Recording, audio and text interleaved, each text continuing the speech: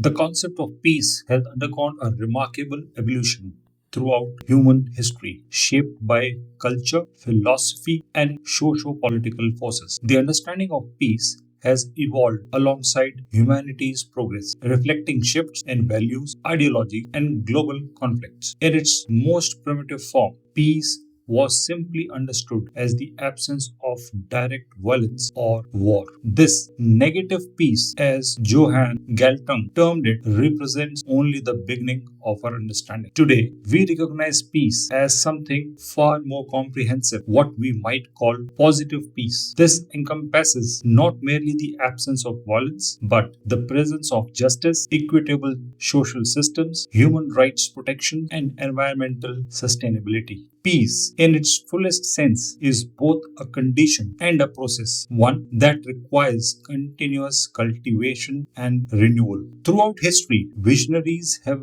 expanded our understanding of peace. Ancient civilizations provided early framework. Emperor Ashoka the Great of India, following the bloody Kalinga War in the 3rd century BCE, rejected conquest in favor of governance model based on moral principle, religious tolerance, and non-violence. His Rock and Pillar Edicts, the world's first written peace policy, declared that true conquests come through righteousness rather than weapons. Ashoka the Great established a comprehensive policy called Dhamma, which promoted peaceful coexistence, tolerance, non-violence, and ethical conduct across his empire. Similarly, the court of Hammurabi in Mesopotamia promoted justice and fairness as the essential for maintaining peace within society. In classical Greece, philosophers like Plato and Aristotle contemplated the nature of peace, emphasizing the importance of reason and balance in achieving harmonious society. In most recent centuries,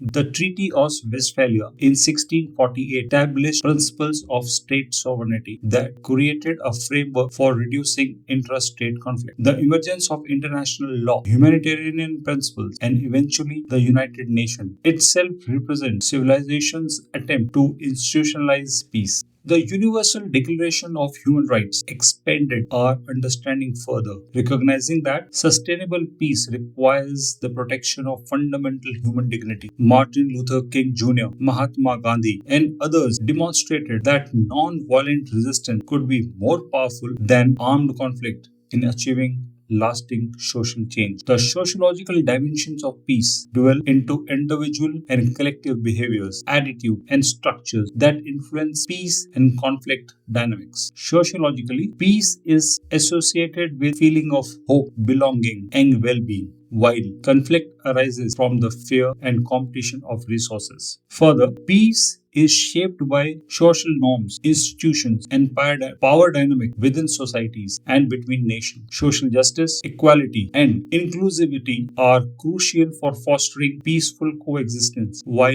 inequality, discrimination, and marginalization often leads to social unrest and conflicts. In the crucible of world war and violence, human rights, justice, and equality emerge as beacon of hope, guiding humanity towards a brighter future. The recognition of inherent human dignity and human rights forms the bedrock of peace-building efforts, offering a counter-narrative, dehumanizing rhetorics of war. Both transactional and restorative, they serve as catalysts for healing, addressing historical grievances, and paving the way for societal renewal. Equality dismantles barriers to peace, fostering inclusivity, social cohesion, and collective prosperity. Yet, amidst these changes, we find remarkable examples of successful peace building. For example, the Colombia Peace Process, despite its challenges, demonstrates how a decades-long conflict can move towards resolution through inclusive dialogue, addressing root cause and reconciliation mechanisms. By incorporating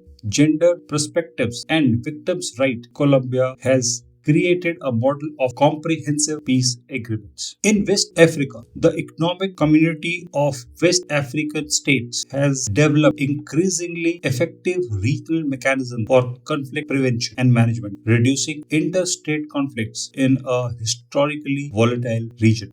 The European Union itself stands as perhaps the most successful peace project in the human history, transforming a continent ravaged by two world wars into a zone of unprecedented stability through economic integration and shared governance. The evolution of our understanding reveals that peace requires a multi-dimensional approach. First comes addressing the root cause. Sustainable peace demands that we confront the underlying cause of conflict, that is, poverty, inequality, historical grievances, and environmental degradation. Then come inclusive processes. Peace agreements that includes diverse stakeholders, especially youth, women, and marginalized communities, are 64% less likely to fail.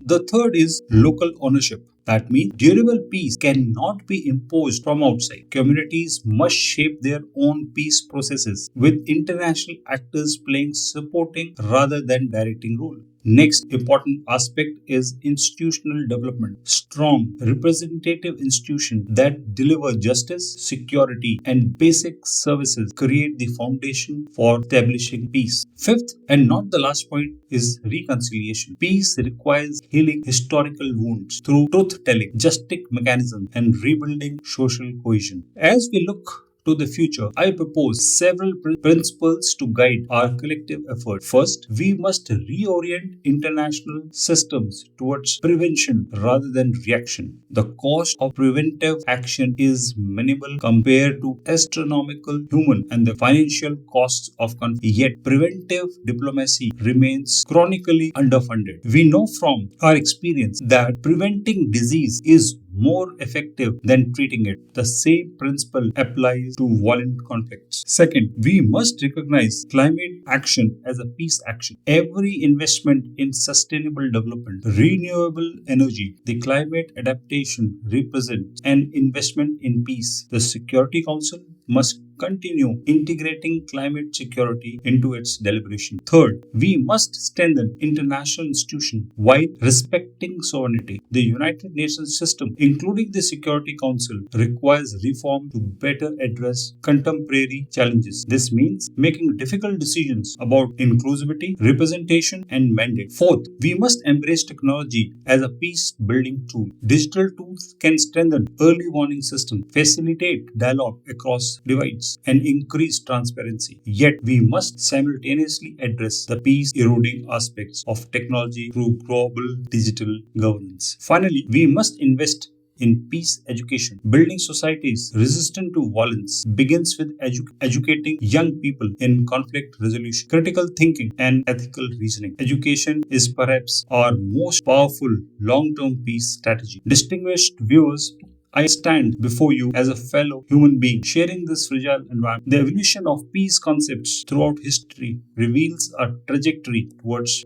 greater complexity, inclusion, and sustainability. Our task is to continue this evolution. Peace is not an utopian dream, but a practical necessity for our survival. It requires the hard work of dialogue, compromise, and systematic change. It demands we move beyond short term thinking to address the deep roots of violence and injustice. I conclude with the words of a great philosopher and a physicist, David Bohm, who said, "Peace cannot be kept by force, it can only be achieved by understanding." Let us dedicate ourselves to that deeper understanding of ourselves, our globe, our global challenges, and our shared humanity. Thank you.